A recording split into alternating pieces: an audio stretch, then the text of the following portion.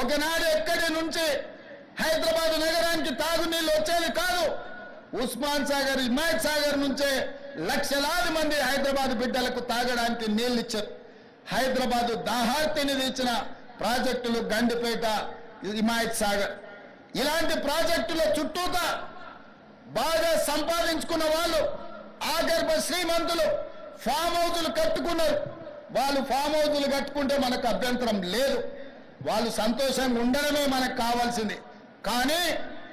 కానీ ఆ ఫామ్ హౌజులలో ఉన్న డ్రైనేజ్ కనెక్షన్ లేదు.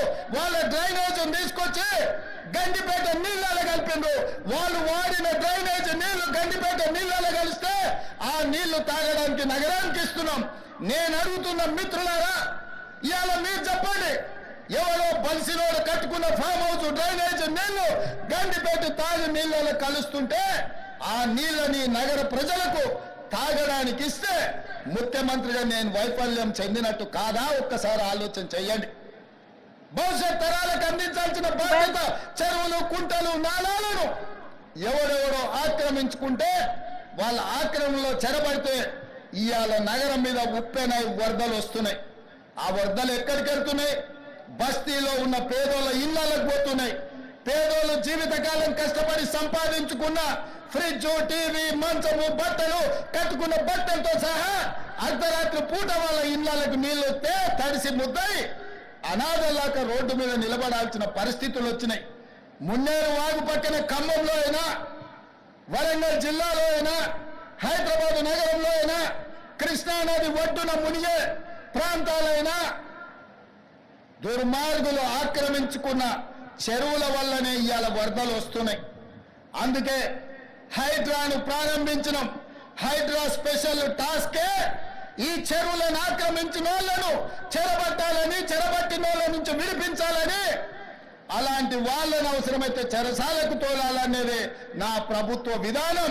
అందులో ఎంత గొప్ప వ్యక్తులున్నా, ఎంత మహామహులున్నా వాళ్ళు చెరువులను వదలక తప్పదు.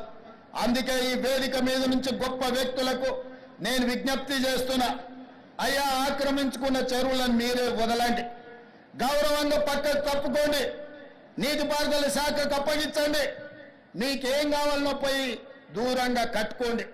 లేకపోతే ఉన్న పలంగా నేల మట్టం కూలుతాయి, కూలగొట్టే బాధ్యత నేను తీసుకుంటా. ఇవాళ ఎఫ్టీఎల్లో కానీ, బఫర్ జోన్లో కానీ, నాలాలలో అక్రమంగా నిర్మాణాలు ఏవైతే ఉన్నాయో వాటన్నిటినీ నిరభ్యంతరంగా మేము తొలగిస్తాం. మీరు ఎక్కడికి వెళ్ళినా, మీరు తాత్కాలికంగా కోర్టుల నుంచి ఏమన్నా తెచ్చుకున్నా న్యాయస్థానాలలో కూడా కొట్లాడి ఆ స్కేలను వెకేట్ చేయించి మీరు ఆక్రమణలు తొలగిస్తాం. ఇదే కాదు, ఇవాళ మూసి ఒకప్పుడు అనంతగిరి నుంచి వచ్చే కృష్ణానది జలాలకు ఒక ఆలవాలం. కానీ ఇవాళ కాలుష్యం అయిపోయింది. ఇవాళ మన బతుకులను చిందరవందర చేస్తున్నాయి. నల్గొండ జిల్లా రైతులు ఇవాళ ఏడుస్తున్నారు. హైదరాబాద్ నగరంలో నుంచి వచ్చిన కాలుష్యం నల్గొండ ప్రజలకు చేరుతుంది. అక్కడ పంటలు కూడా విషమయమైపోయినాయి. మా కోమటిరెడ్డి వెంకటరెడ్డి గారు పదే పదే నా దృష్టికి తీసుకొచ్చి నల్గొండకు వస్తున్న కాలుష్యాన్ని నియంత్రించండి, మూసిని ప్రక్షాళన చెయ్యండి అని. అందుకే కేంద్ర ప్రభుత్వ సహకారంతో మూసి ఆక్రమణలు తొలగించి మూసిని ప్రక్షాళన చేసి ఒక అద్భుతమైన మూసి రివర్ డెవలప్మెంట్ ఫ్రంట్ ను అభివృద్ధి చేసి పేదవాళ్ళకు అక్కడ వ్యాపారాలు చేసుకోవడానికి అవసరమైన అవకాశాలు కల్పిస్తాం. మరి ఇవాళ మూసి పరివాహక ప్రాంతంలో పేదలు ఆక్రమించుకొని ఉన్నారు. జిల్లాల నుంచి వచ్చి ఇల్లు కట్టుకొని ఉన్నారు. రూపాయి కూడబెట్టి గుడిసెలేసుకొని బ్రతుకుతున్నారు. వాళ్ళ పట్ల మానవత్వంతో వ్యవహరిస్తుంది ప్రభుత్వం. మూసి నాలలో ఉన్న శాశ్వత నివాసదారులు ఎవరైతే ఉన్నారో వాళ్ళందరికీ డబుల్ బెడ్రూమ్ ఇల్లు ఇచ్చే బాధ్యత ఈ రాష్ట్ర ప్రభుత్వం తీసుకుంటుంది. దాదాపుగా 11,000 మంది అక్కడ ఇల్లు ఉన్నాయి. ప్రతి వాడికి 11 కాదు, అవసరమైతే 12,000 మంది అయినా ప్రతి వాడికి డబుల్ బెడ్రూమ్ ఇల్లు ఇచ్చి వాళ్ళని ఆత్మగౌరవంతో బ్రతకటట్టు ఈ ప్రభుత్వం పునరావాసం కల్పిస్తుంది. అట్లాంటి కార్యక్రమాలలో ఇవాళ శిక్షణ పొందిన ఈ ఎస్ఐలు ప్రజల సహకారం కోసం మీరు బాధ్యత తీసుకోవాలి. అదేవిధంగా ఎక్కడైతే ఆక్రమించుకున్నారో మూసీలు, ఎఫ్టీఏలు, బఫర్ జోన్, నాలాలో ఉన్న వాళ్ళు తొలగించండి. ప్రభుత్వ భూముల్లో లేకపోతే ప్రైవేట్ భూముల్లో అనుమతి లేకుండా కట్టుకున్న వాళ్లకు వాళ్ళని ఏదైనా రెగ్యులరైజ్ చేయడానికి స్కీమ్ ఉంది. కానీ ఎఫ్టీఎల్, బఫర్ జోన్, నాలాల వాటికి రెగ్యులరైజేషన్ స్కీమ్ లేదు. ఇవ్వాలి కాకపోతే రేపైనా వాటిని తప్పకుండా తొలగిస్తాం. వాళ్ళ పట్ల కఠినంగా వ్యవహరిస్తాం. మీ అందరికీ నా విజ్ఞప్తి ఒక్కటే, రేపటి నుండి ప్రజల దగ్గరికి వెళ్తున్నారు. తెలంగాణ ప్రజలకు విశ్వాసం, నమ్మకం కలిగించండి.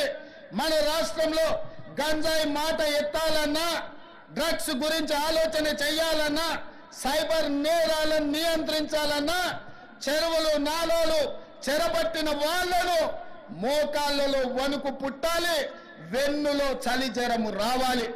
ఆ విధంగా మీరు ఈ తెలంగాణ సమాజానికి సేవలు చేయవలసిన అవసరం ఉన్నది.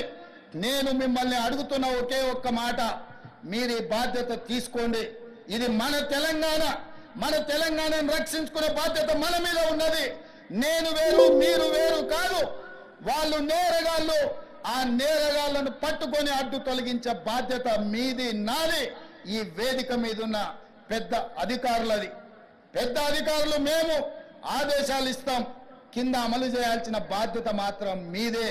అందుకే ఈనాడు ట్రైనింగ్ నుంచి శిక్షణ పొంది 9-10 నెలలు శిక్షణ పొందిన మీరందరూ తెలంగాణ సమాజానికి సేవలు అందించబోతున్నారు.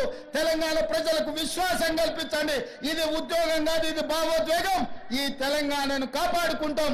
ఈ తెలంగాణను కాపాడడానికే మేము ఈ కాకి డ్రెస్సును ధరించినమని వాళ్ళకు విశ్వాసం కల్పించండి. ఇదే కాకుండా చివరగా నేను శ్రీనివాసరెడ్డి, కొత్తగూడ శ్రీనివాసరెడ్డి గారికి గతంలో చెప్పిన విజిలెంట్ అండ్ ఎన్ఫోర్స్మెంట్ డైరెక్టర్ ఈరోజు వారి బాధ్యత ఉన్నారు.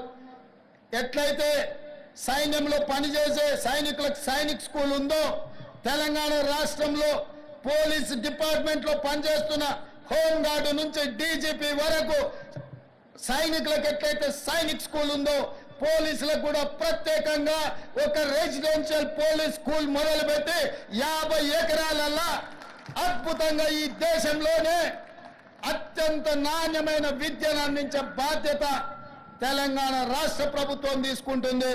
ఒకటి హైదరాబాద్ లో ఈ పక్కనే గ్రేహాండ్స్ ఉన్నది. నిన్న మన భూ కబ్జాదారులు 150 ఎకరాలు ఆక్రమించుకోవాలని ఆలోచన చేసిండ్రు.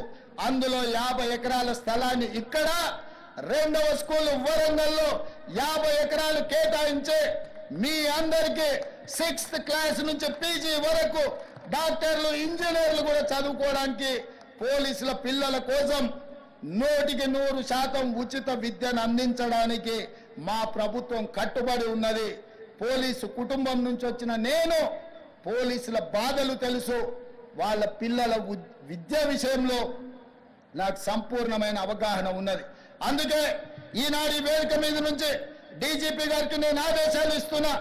ఈ కార్యక్రమం తర్వాత శ్రీనివాసరెడ్డి గారిని పిలిచి మాట్లాడి పోలీస్ స్కూల్ ఏర్పాటు చేయడానికి అవసరమైన ఫైల్ ప్రిపేర్ చేయండి. 50 ఎకరాల స్థలాన్ని కేటాయించడానికి అవసరమైన చర్యలన్నీ తీసుకోండి.